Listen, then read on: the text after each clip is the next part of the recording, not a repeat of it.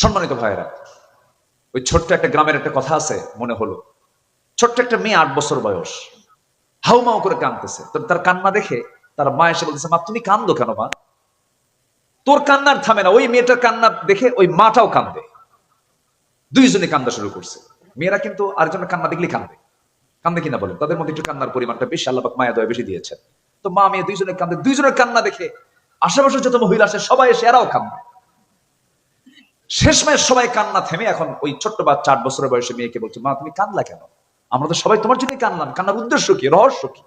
এখন মেয়েটা বলে, ছোট্ট মেয়েটা বলতেছে, মা আমার বয়স এখন 8 বছর, আমার যখন 16 বছর 20 বছর হবে তখন আমার বিয়ে হবে। বিয়ে হওয়ার পরে আল্লাহ পাক আমাকে একটা ছেলে দিবেন, সেই ছেলের বয়স যখন 8 বছর হবে, ও যদি মরে যায় আমি এই টেনশন থাকবো কেমন? এই জন্য আমি কান্দি। কি কথা কি বুঝতেছেন?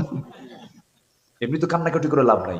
জান্নাত পাওয়ার জন্য শর্ত হলো হক নষ্ট করা যাবে না, ফরজ লঙ্ঘন করা যাবে না, বড় কোনো কবিরা গুনাহ করা যাবে না, বড় কোনো কবিরা গুনার দিকে যাওয়া যাবে না। ছোট ছোট গুনাহ আল্লাহ পাক এত বড় দেখবেন কেন? আল্লাহ পাক নিজেই বলছেন, ইন তাজতানিবু কাবাইরা মা তুনহাউনা আনহু নুকাফির আনকুম সাইয়্যাতিকুম ওয়া নুদখিলকুম মুদখালান কারীমা। তুমি যদি বড় বড় গুনাহগুলোকে ছেড়ে দাও, ছোট ছোট গুনার দিকে আমি আল্লাহ নজরে দেব না। এই গুনাহগুলোকে মাফ করে দিয়ে আমি তোমাকে সুন্দর সম্মানজনক জান্নাত আমি তোমাকে দিয়ে দেব। জোরে বলি সুবহানাল্লাহ। তাহলে গুনাহ ছাড়তে হবে। কোন গুনাহ বলেন? বড় গুনাহ। শিরক, হক, বাপ মাকে না দেখা, মিথ্যা সাক্ষী দেওয়া, সতী নারীর উপরে মিথ্যা অপবাদ চাপায়া দেওয়া, গীবত করা, জুলুম করা, জেনা করা, হত্যা করা, জাদু করা, সুদ খাওয়া, এগুলো তো মনে হয় আমার দেশে নাই। আছে না নাই? মদের দোকান রাজশাহীতেও আছে। দোকান যেহেতু আছে, কাস্টমার। তাহাজ্জুদ আপনার বাদ পড়ে গেছে, সমস্যা তেমন নাই। নফল নামাজ বাদ পড়ে গেছে, সমস্যা তেমন নাই। কিন্তু আপনি সুদ খান না, আপনি জেনা করেন না, আপনি মদের কারবার করেন না, আপনি জমির আইল ঠেলাঠেলি করেন না, আপনি এই সমস্ত বড় বড় গুনাহ থেকে নিজেকে বিরত রাখতে পেরেছেন। আপনার 2-1 রাত তাহাজ্জুদ মিস হলে তেমন কোনো ক্ষতি হবে না। আল্লাহ পাক আপনাকে এই বড় বড় গুনাহ ছাড়ার জন্য আল্লাহ পাক আপনাকে জান্নাত দিয়ে দিবেন। জোরে বলেন সুবহানাল্লাহ। বড় গুনাহ করা যাবে না, এবং কোন গুনাহকে আবার খাটো চোখে দেখা যাবে না। ঈমানদার যারা কোন গুনাহকে তারা ছোট চোখে দেখবে না। দা মা ইউরবিক ওয়া ইলা মা লা ইউরবিক, যা তোমাকে সন্দেহে ফেলে দেয় সেই কাজ তুমি করতে যেও না। আমার দেশে ভাত খাওয়া লোক বেশি না বিড়ি খাওয়া লোক বেশি?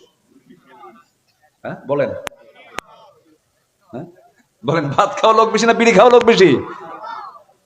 বিড়ি খায় বেশি। পরিমাণ কোনটা বেশি? ভাতের পরিমাণ বেশি না বিড়ির পরিমাণ বেশি? কি কয় ভাত খায় বেশি? কত বেলা ভাত খাওয়া বাদ পড়ে, কিন্তু কি বাদ পড়ে না? হ্যাঁ, ভাত খাওয়ার সময় পায় না, কিন্তু কোনটা ছাড়ে না?